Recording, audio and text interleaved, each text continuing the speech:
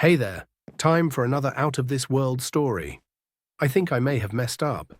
I'm a 32-year-old guy, married to my wife, who's 30 for 5 years. Lately, she feels like a stranger to me.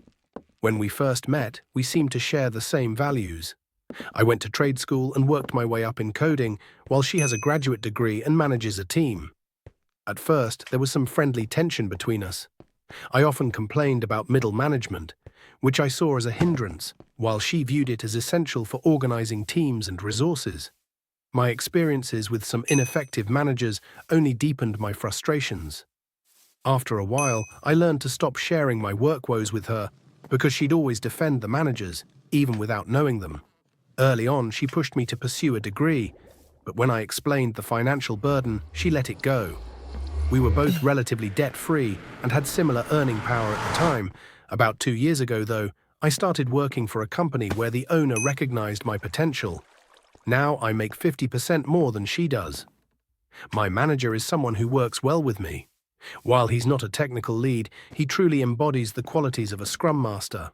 He knows how to give me space, which is a good thing. He's a fantastic supervisor. The first 4 years of marriage went smoothly. I didn't complain about work, and she never pressured me to spend thousands on things that didn't matter. We had fun, went on regular date nights, shared hobbies, cooked, read, and watched movies together. When the first lockdown hit, we both started working from home. Our house is nice, with 3 spare bedrooms, one already set up as my office. When the lockdown began, we converted another room for her. While we both telecommuted, we had different approaches. I would wake up, make breakfast, shower, and put on a suit. I hate suits and ties, but they help me get into a work mindset.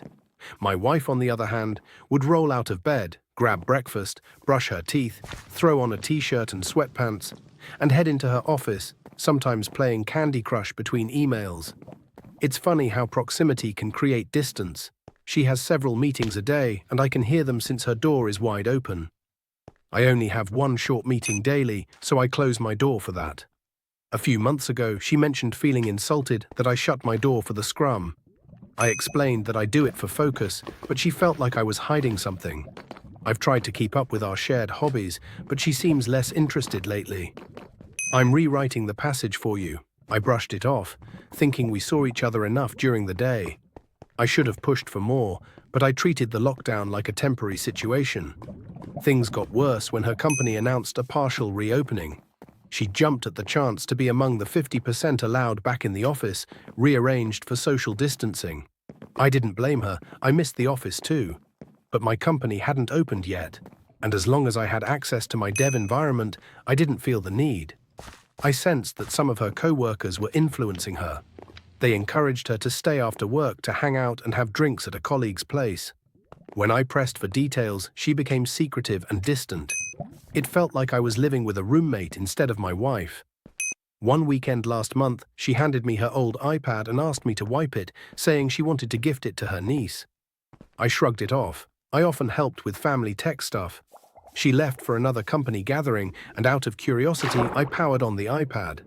Maybe she thought I wouldn't look, or that I'd just reset it without checking. But I did look, and what I found shook me to my core. Messages, photos, videos, and chats with her boss. They'd been having an affair for 2 months. I felt like ice was running through my veins, a sensation that reminded me of a scene from Equilibrium, where the polygraph flatlines. I copied everything to a cloud storage account I used for development projects, then started searching for a lawyer. I didn't confront her right away. I wasn't sure how to handle it. I felt numb, like I was wading through water. She either didn't notice or didn't care. I'm really sorry to hear that you're going through this. Here's a revised version without any inappropriate language. We were already in a dead bedroom, stuck in a roommate phase. I contacted a lawyer who advised me to stay quiet while he continued his investigation. He suggested hiring a private investigator, recommending a reliable one. For the last 4 weeks, we gathered evidence while he prepared the divorce filing. He kept telling me to be patient, which was easier at first given her indifference. Yesterday, my lawyer told me he was nearly ready to file. Our state is at fault, and the PI had gathered photos, videos, and texts. Everything pointed to a solid case. Then last night, something changed in me. She came home late, and I don't even remember what she said, but I lost it. I expressed my anger about her affair. Her response was harsh. She claimed I wasn't there for her emotionally and accused me of lounging at home despite being the main breadwinner. I reminded her I had a lawyer, and she just laughed, saying my bluff was weak. She insisted there was no way I would leave her, and that even if I divorced her, she'd take half my paycheck. She told me I should stay since at least I would still have some intimacy with her. I confronted her about the state of our marriage, but she dismissed me, saying it was the 21st century and a woman could have it all. She went to bed laughing, and I emailed my boss to request a week off for family matters, which he granted. I ended up sleeping on the couch in my office. This morning, as she was leaving, she simply said, "Don't wait up." I headed to my lawyer's office afterward. "If you need to talk more about this or want any adjustments, let me know." He said he had the papers ready and a process server with him, asking how I wanted them delivered. I told him my lawyer, bless him, chuckled and warned me against any cutesy or revenge serving. He emphasized that judges don't appreciate that sort of thing, and it could cost me alimony or assets. But I was so furious over her words that I didn't care. I wanted her to feel the burn too. The lawyer tried to dissuade me, but when he saw how determined I was, he relented. The process server overheard my plan and laughed, calling me his hero. I had to rush order a special cake with a custom image, and the server took it to my wife's workplace along with the papers. When he arrived, he found her chatting and laughing with co-workers. He asked for her name, confirmed it, and placed the large box on a nearby desk before opening it. Inside was a cake with a printed image of my wife and her boss in an embrace, with the words, "Here's your cake, eat it," piped in icing above the image. He set the papers next to the cake and said, "You've been served." What happened next was chaos. My wife let out a loud screech, and at least 8 people in the office saw the cake. She freaked out and swatted the box off the table, but the image remained visible on the carpet. Several of her co-workers began berating her, and it was a scene I couldn't help but savor. I'm feeling a whirlwind of emotions. After I broke down crying, the process server quickly left. My phone was blowing up, but I kept sending her to voicemail and ignoring her texts. She hasn't come home yet, but her mom let me know she's staying there for now. The rush from the cake incident was nice, but as the hours went by, I started wondering if I messed things up. On a positive note, I've been overwhelmed by support this past week. I'm still off work, but my boss generously extended my leave to 2 weeks instead of just 1. I split our savings in half, moved my portion into a separate account, and followed my lawyer's advice to set up auto-pay for the mortgage and freeze credit, among other things. I'm also seeing a therapist who specializes in infidelity, and after a couple of sessions, I'm feeling more balanced, though I still have some tough moments. After the cake incident, I'm committed to following my lawyer's guidance. He reminded me that I can choose to be happy or to be right, and I really get that now.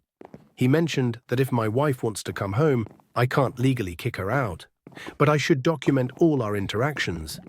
She's still at her mum's, but she wants to come by on Saturday to talk. My lawyer advised that it's better if we have that conversation at his office with both of our lawyers present. I emailed her this suggestion, and she replied saying she doesn't have a lawyer. My lawyer's stance is that unless she shows up at his office, I'm happy to help. Here's a revised version without any inappropriate language. I decided to have witnesses and record the meeting, so I let my wife know this was a condition for our conversation. She agreed, and I invited 2 mutual friends to join us, with our phones on the table ready to record. When she arrived, she tried to give me an awkward hug, but I held up my hand and started the recording as the 4 of us sat down at the kitchen table. She seemed genuinely apologetic and said she felt like she was watching a movie instead of being in control of her life. It was thrilling for her, and with some hesitation, she asked if I wanted to know why. I mentioned I really didn't care at that point, but she felt it was important to explain. She told me that when her office reopened, she became close with 3 female co-workers, each a few years older than her, and 2 of them were divorced. They influenced her thoughts, suggesting she deserved more than what she was getting. They frequently inquired about her home life, and one of them seemed to analyze my past experiences based on what my wife shared. She interpreted my issues with managers as me feeling threatened by educated people and claimed I was a submissive partner who needed to take charge. Although my wife still has her job for now, the situation has been complicated. The 3 co-workers, who had been pushing her to rethink her life, eventually turned against her. Her boss quickly ended the affair, instructing her to only communicate through email and warning her not to approach him alone. Let me know if you need any further changes. She was immediately and publicly reprimanded for her actions, and her co-workers wanted nothing to do with her drama, so they chose not to report it to HR. Her 3 friends doing a complete 180 really shocked her out of her fog. She looked genuinely ashamed and mentioned needing to ask for $5,000, which confused me since there was still money in her account. Living with her mom, she had no major expenses. It turned out the ringleader and her 2 accomplices were blackmailing her for their silence, threatening to expose everything unless she paid up. She was desperate for help, and I told her there was no going back to normal after this. Everything would change. I warned her that if she gave in now, it would only lead to more demands later.